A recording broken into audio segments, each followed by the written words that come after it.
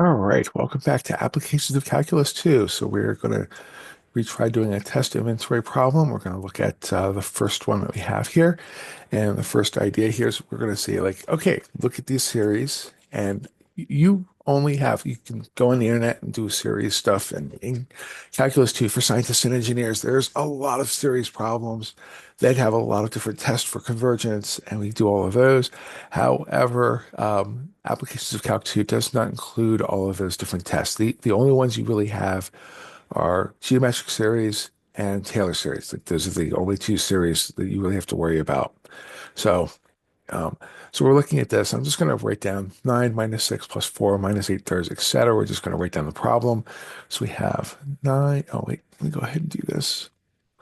9 minus, I think I wrote these down over here so I could go ahead and do this without going back and forth all over the time. Okay, so we have 9. Um, no, we're 1. Okay, sorry.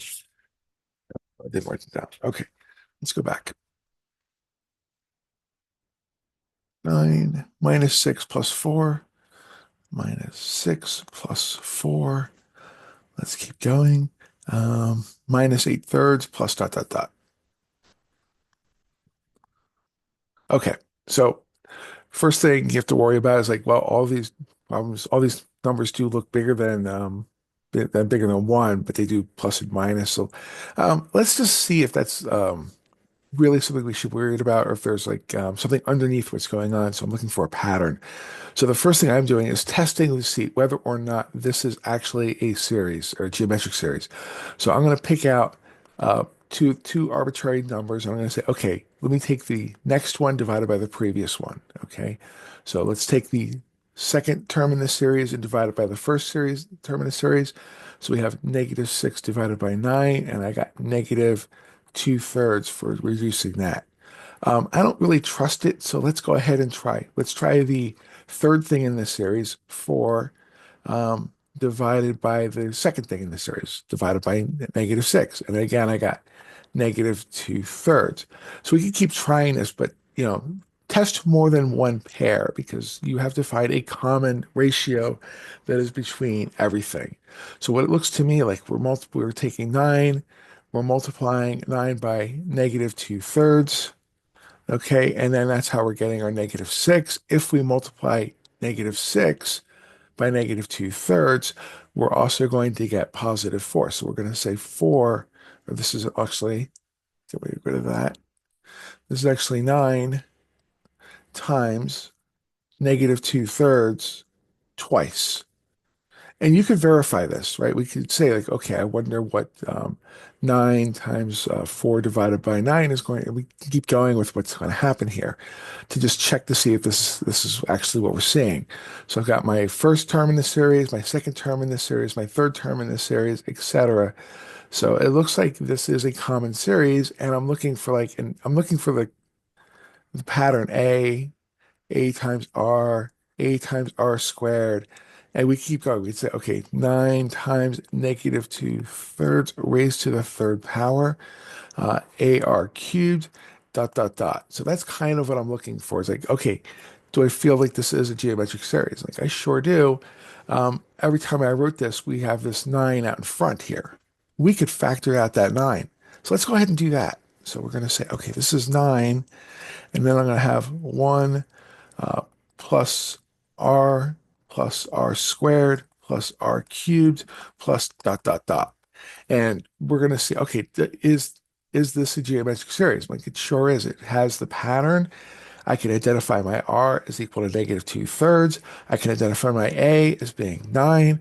So we can say, yeah, since my r, right, is less than 1, my absolute value of r is less than 1, absolute value of 2 thirds, or negative 2 thirds rather, that is a number less than 1. So yes, this converges. Okay, so we can go ahead and say, okay, this is going to be a divided by 1 minus r, and that's what my sum is going to converge to. And let's just start plugging in some things. We have 9, and then here we have to be a little bit careful. It's 1 minus -2/3. So we have to do our arithmetic correctly. 1 minus a -2/3 is going to be 9 over, I'm going to say this is 3/3. Negative and negative is plus, and plus 2/3. So we actually end up with 9. I haven't touched the top yet. 3 plus 2 is 5 divided by 3. So we have 9 divided by 5/3. Okay. And we could say, okay, how do we do a division by fractions? I've always liked to just do invert and multiply, so that's how I'm going to do it. So this is 9 times 3 over 5, and then we get 27/5 as our answer, and that would be our first one. Okay, so that's how we're going to go through and do those.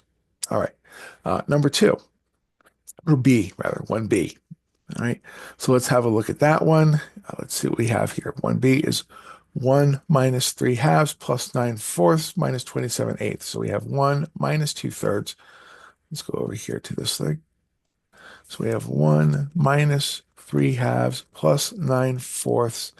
And I believe the next one is 27/8 minus 27/8. So again, let's pick two numbers and see when we divide them, do we get a common ratio? So let's see, -3/2 divided by 1. Okay, we're taking the second thing in the series and dividing by the first, and we get -3/2. Well, that's great. Let's try it again to see if we're actually seeing that. So here we have 9/4 divided by 3/2. And however you need to do this, that's how I want you to do it. So we went through, we taught you like how to divide fractions. I like, if I was up to me, I would do it this way, 9/4 divided by 3/2. And I would say, okay, times 2/3 times 2/3, and go through and do it that way, and then figure it out that way. But whatever works for you is how I want you to do this. So let's see, we cancel out a 2 here, we can cancel out a 3 here, and again, we get 3/2 negative. So I'm looking at every time I'm doing this, we're getting 3/2. Okay, so both times we've done it so far, we got 3/2, and I'm going to say I'm pretty satisfied with how that's worked, because we took the second one divided by the first one, we got -3/2. The third one divided by the second one, we got 3/2. Pick any two pairs and make sure you're getting a common ratio. So in this case, it looks like my common ratio is -3/2. In this case, it's easier than part A because it starts with a 1. There isn't something that's being multiplied by every term. Great. So this is just a geometric series on its face. There is A is equal to 1, and this is going to be a lot easier. So we have to go ahead and say, okay, what is the absolute value of my R? My R was -3/2. 3/2 is bigger than 1, isn't it? It sure is. So it's 1.5. It's bigger than 1. So the rule is if your R is between -1 and not greater than or equal to. If R is strictly between -1 and +1, your R is going to be smaller than 1. This thing is going to converge. So this series converges, or diverges rather. So it's not between -1 and +1. R is greater than 1. The series diverges. Okay, and in this case, it's gonna shoot off to infinity. But remember, that's not always the case. As long as it doesn't settle on a value, it just means that's all that diverges mean. So if I had a series that looked like 1, -1, 1, -1, 1, -1, dot, dot, dot, dot, dot, this is never going to settle on a value. It's just going to oscillate between 1 and -1, or 1 and 0. It's never going to settle on a value. So we're going to say it doesn't converge, it diverges, but it's not really shooting off to infinity. It's going between 1 and 0 if I add all of these pieces up. Okay. So be careful about using diverges. It doesn't necessarily mean it blows up to infinity. It doesn't mean that. It just means it doesn't settle on a value. So be careful about trying to do that. Okay. Next one, I put a scary number in here. I said e over pi to the k. Okay. So we have the sum of e over pi raised to the k value. So this is exactly how you would see a geometric series like out in the wild. All you have to do now is figure out is e over pi, like what is e over pi? And then just looking at first decimals, e is about 2.7, pi is 3.14. When I take, no matter how long this gets, right, it's 2-ish over 3-ish, or almost 3-ish over 3 a little bit. So we have a problem like that. This is definitely a number that is less than 1. This series is going to converge. So again, we go back and say, okay, we have a over 1 minus r. We're not multiplying this by a constant, so it's just going to be a over 1 minus r. So we have 1 over 1 minus e over pi. Let's go ahead and do that. So we have 1 over pi minus e over pi. Just getting common denominators. That's all I did there. And this is going to be 1 over pi minus e divided by pi. And we'll go ahead and undo the fraction there. So undo our complex fraction. The whole point of when we were to multiply, all of this stuff is going to cancel. The pi is canceled. The pi minus e is cancel. That's the whole point. And we actually end up with a sum of pi divided by pi minus e. I'm sure this is a delightful number. And that's what we end up with our convergent geometric series in that case. Okay, so I hope that helped a little bit. And I'm going to say thank you very much for watching the video. Good luck studying, everybody, and we will continue this whole series as we go forward. Okay, thank you and take care.